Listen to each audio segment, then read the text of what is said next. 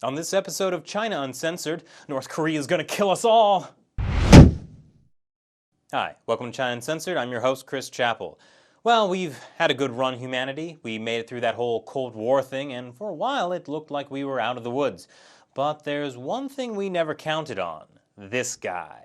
Kim Jong-Un, also known as the sexiest man alive. They got that story from The Onion.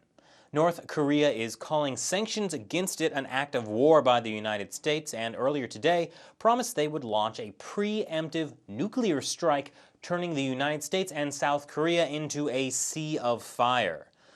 You know, faced with the threat of nuclear annihilation, I'm kind of second-guessing if all those hours on Facebook and looking at pictures of cats was a good use of my life. North Korea detonated a nuclear device in February, and the UN Security Council has finally figured out what to do. It's not the same old slapping on new sanctions that don't really affect the ruling elite. This time, they're just making the old sanctions actually work. After 3 weeks of negotiations between the US and China, the UN Security Council voted on a resolution that blocks imports of luxury goods. The old sanctions were supposed to do that, but since they never actually defined what counts as a luxury good, it was pretty much worthless.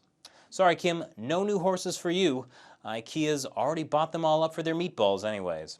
So if everything works, it should now be next to impossible for North Korea to fund its nuclear program. But it all depends on if the Chinese Communist Party, as North Korea's only major ally, actually helps enforce the embargo. So the only thing standing between us and nuclear annihilation are these guys. At this point, I would just like to say all those critical things I've said about the Communist Party, I was just joking around. She's the man. Now, most analysts say the possibility of an actual nuclear assault by North Korea is slim to nil.